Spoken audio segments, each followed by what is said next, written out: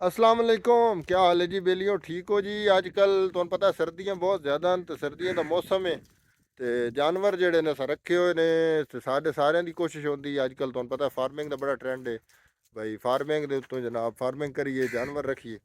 लेकिन जिस टाइम जानवर अजकल सूंदा है ना उसका बड़ा सारा मसला बन जाता है। ते साडी भी एक गां सूई है राती ते उसने उस टाइम दा ना बड़ा परेशान किया होया, उठींदी ना ही पई।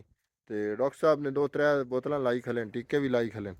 ਤੇ ਉਹਨਾਂ ਕੋਲ ਪੁੱਛਦੇ ਆ ਭਈ ਇਹ ਕੀ ਮਸਲਾ ਹੈ ਤੇ ਅੱਜ ਕੱਲ ਸਾਡੇ ਅਗਰ ਦੋਸਤ ਕਿਸੇ ਹੋਰ ਦੀ ਗਾਂ ਨਾਲ ਇਸ ਤਰ੍ਹਾਂ ਹੋਵੇ ਤੇ ਕੀ ਕਰਨਾ ਚਾਹੀਦਾ ਤੇ ਉਹ ਕੀ ਕਰ ਰਹੇ ਨੇ, ਕਿਹੜਾ ਇਲਾਜ ਕਰ ਰਹੇ ਨੇ? अस्सलाम वालेकुम डॉक्टर साहब। वालेकुम अस्सलाम जी। ਇਹ ਮਾਸ਼ਾਅੱਲਾ ਸਾਡੇ ਚੱਕ ਦੇ ਨੇ ਡਾਕਟਰ ਸਾਹਿਬ ਹਾमिद ਸਿਆਲ ਸਾਹਿਬ। ਹਾमिद ਸਾਹਿਬ ਇਹ ਕੀ ਮਸਲਾ ਹੈ ਰਾਤੀ ਦੀ ਇਹ ਗਾਂ ਜਿਹੜੀ ਸੂਈ ਹੈ ਤੇ ਇਹਨ ਕੀ ਮਸਲਾ ਕੀ ਆ ਰਿਹਾ? एन मलक साहब थोड़ी गाय ना कैल्शियम डेफिशिएंसी है जिस वजह तो अच्छा मस्कुलर डिस्ट्रोफी टुर गई है। एक गां उठ नहीं सकती हूँ अच्छा। ठंड उस दे नाल जेड़ा फुल कैल्शियम की कमी हम्म उस वास्ते सवेरे भी ड्रिपां लाइयां ने हम्म। कैल्शियम दियां। ਕਿਹੜੀ ਕਿਹੜੀ ਉਹ ड्रिप ਭਾਈ? ड्रिप मेल्टी फोर्ड लाई है, अच्छा नाल डिस्ट्रोज दिता, अच्छा नाल एनेमी वाई काम 83 वगैरह दिता अच्छा।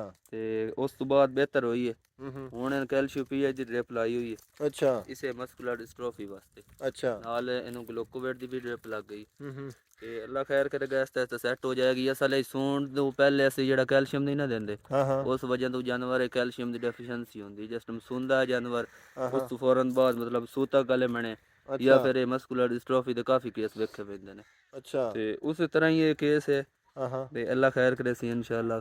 ਅੱਲਾ ਪਾਕ ਸਿਹਤ ਦੇ ਸੀ ਇਹਨੂੰ ਖੈਰ ਨਹੀਂ ਹੋ ਇਹ ਜਾਸੀ। ਇਸ ਦੇ ਅਸੀਂ ਪਹਿਲੇ ਜਿਵੇਂ ਅਸੀਂ ਹੁਣ ਅਸੀਂ ਵੀ ਦਿੰਦੇ ਰਹੇ ਹਾਂ। ਅਸੀਂ ਜਿਹੜਾ ਨਾ ਆਟਾ ਤੇ ਗੁੜ ਤੇ ਇਸ ਤਰ੍ਹਾਂ ਦੀ ਸ਼ੈ ਅਸੀਂ ਵੀ ਦਿੰਦੇ ਜੀ ਰਹੇ। ਬਿਲਕੁਲ। ਤੇ ਇਹ ਹੁਣ ਉਹ ਸੁਮਣ ਤੋਂ ਪਹਿਲੇ ਤਾਂ ਅਸੀਂ ਇਹੀ ਦਿੰਦੇ ਹਾਂ, ਗੁੜ ਦੇ ਛੋੜਿਆ ਆਟਾ ਦੇ ਛੋੜਿਆ ਜਿਹੜਾ ਡਾਲਾ ਅਸੀਂ ਕਰਾ ਕੇ ਉਹਦੇ ਹਾਂਜੀ ਨਾਲ ਕਾਫੀ ਨਹੀਂ ਹੋਵੇਂਦਾ। ਨਹੀਂ ਉਹਦੇ ਨਾਲ ਨਹੀਂ ਪੂਰਾ ਹੁੰਦਾ। ਹੂੰ। ਉਹ ਅੱਜ ਕੱਲ ਜਿਹੜੀ ਖੁਰਾਕਾਂ ਜੀ ਉਹਦੇ ਵਿੱਚ ਕੈਲਸ਼ੀਅਮ ਦੀ ਬਹੁਤ ਕਮੀ ਹੈ। ਅੱਛਾ। ਅੱਜ ਕੱਲ ਤਾਂ ਬਿਲਕੁਲ ਹੀ ਜਿਵੇਂ ਸਰੋਂ ਆ ਗਿਆ ਹੂੰ। ਉਸ ਤੋਂ ਬਾਅਦ ਇਹ ਜਿਹੜੇ ਸਰਦੀਆਂ ਦਾ ਪੱਠਾ ਹੁੰਦਾ ਇਹਦੇ ਵਿੱਚ ਕੈਲਸ਼ੀਅਮ ਫਾਸਫੋਰਸ ਬਹੁਤ ਹੀ ਘੱਟ ਹੁੰਦਾ।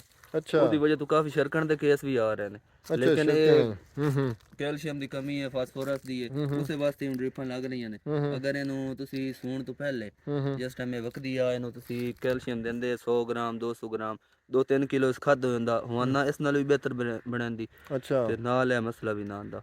ਅੱਛਾ ਤੇ ਹੁਣ ਵੀ ਤੁਸੀਂ ਇਹਨੂੰ ਨਾ ਨਾਲ ਓਰਲ ਸ਼ੁਰੂ ਕਰ ਦਿਓ ਕੈਲਸ਼ੀਅਮ। ਅੱਛਾ। ਉਹ ਵੀ ਨਾਲ ਸ਼ੁਰੂ ਕਰ ਹਾਂਜੀ ਦੀ। 100 ਗ੍ਰਾਮ ਉਹ 150 ਗ੍ਰਾਮ ਇਹਦਾ ਡੋਜ਼ ਬਣਾ ਤੇ ਸ਼ੁਰੂ ਕਰੋ ਜੀ। ਅੱਜ ਇਲਾਜ ਸ਼ੁਰੂ ਕਰੀਏ ਜਾਂ ਅੱਜ ਲਾ ਹੀ ਸ਼ੁਰੂ ਕਰ ਦਿਓ। ਅੱਛਾ ਅੱਜ ਨਾਲ ਹੀ? ਡ੍ਰਿਪਾਂ ਲੱਗਦੀਆਂ ਪਈਆਂ ਹਾਂ ਹਾਂ ਨਾਲ ਓਰਲ ਦੀ ਪਸੀ ਪੱਟੇ ਸਹੀ ਖਾ ਰਹੀ ਹੈ ਜਲਦੀ ਹਾਂ। ਉੱਠ ਜਾਸੀ ਇਨਸ਼ਾਅੱਲਾ ਅੱਛਾ ਜੀ। ਚਲੋ ਜੀ। ਇਹ ਦੋਸਤ ਆਬਾਬ ਜਿਹੜੇ ਵੇਖ ਰਹੇ ਉਹਨਾਂ ਵਾਸਤੇ ਜ਼ਰੂਰੀ ਆਈ ਵੀ ਅੱਜ ਕੱਲ੍ਹ ਜਿਹੜੀਆਂ ਜਾਨਵਰ ਜਿਨ੍ਹਾਂ ਰੱਖੇ ਨੇ ਫਾਰਮਿੰਗ ਕਰ ਰਹੇ ਹਨ ਕਿ ਉਹ ਸਿਰਫ ਇਹ ਆਟੇ ਤੇ ਗੁੜ ਤੇ ਨਾ ਰਵੇਂ, ਡਾਲੇ ਤੇ ਨਾ ਰਵੇਂ, ਨਾਲ ਨਾਲ ਕੈਲਸ਼ੀਅਮ ਦੇ ਜਿਹੜੇ ਪਾਊਡਰ ਹਨ ਨਾ। ਡਾਕਟਰ ਸਾਹਿਬ ਕਿਹੜਾ ਅੱਛਾ ਕੈਲਸ਼ੀਅਮ ਹੈ ਜਿਹੜਾ ਮਾਰਕੀਟ 'ਚੋਂ ਹੀ ਤਾਂ ਬਹੁਤ ਜ਼ਿਆਦਾ ਪੈ ਨੇ, ਕੋਈ ਅੱਛਾ ਕਿਹੜਾ ਜਿਸ ਦੇ ਵਿੱਚ ਸਹੀ ਹਾਂਜੀ ਮਿਕਦਾਰ ਹੋਵੇ ਕੈਲਸ਼ੀਅਮ ਦੀ? ਮੇਨ ਚੀਜ਼ ਇਹ ਹੀ ਹੈ ਕਿ ਜਿਹਦੇ ਵਿੱਚ ਕੈਲਸ਼ੀਅਮ ਟੋਟਲ ਵੇਖੇ ਵਹਿੰਦੇ ਨੇ ਕਾਫੀ ਕੰਪਨੀਆਂ ਬਣਾ ਰਹੀਆਂ ਨੇ। ਅੱਛਾ। ਲੇਕਿਨ ਅਸਾਂ ਉਹ ਰਿਕਮੈਂਡ ਕਰਨਾ ਜਿਹੜਾ ਜਾਨਵਰ ਵੀ ਸਹੀ ਤਰ੍ਹਾਂ ਖਾਵੇ ਹਾਂ ਹਾਂ। ਤੇ ਉਹਦੇ ਵਿੱਚ ਮਿਕਦਾਰ ਵੀ ਜ਼ਿਆਦਾ ਹੋਵੇ। ਹੂੰ ਤੇ ਅੱਜ ਕੱਲ ਦੇ ਹਿਸਾਬ ਨਾਲ ਬੋਨ ਫਾਸਫੇਟ ਪਾਊਡਰ ਫਾਰਮ ਵਿੱਚ ਹੂੰ।